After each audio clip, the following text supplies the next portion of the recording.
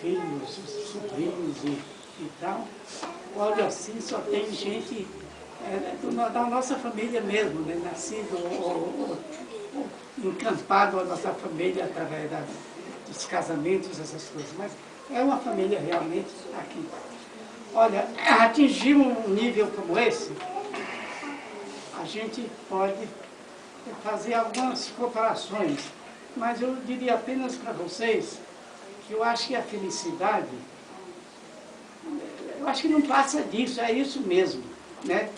A gente chega a um ponto que se sente, que aqueles se realizam porque construíram fortunas, outros por outros motivos.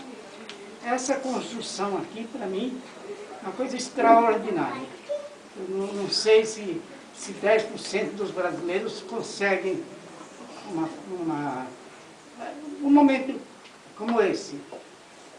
Eu queria que vocês classificassem, eu não sei, acho que é um momento de felicidade que nada suplanta.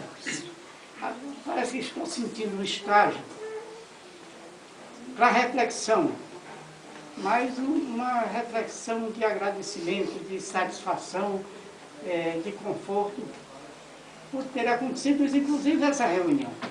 Então, eu agradeço a todos vocês, e especialmente em nome aqui de quem me representa em tudo isso.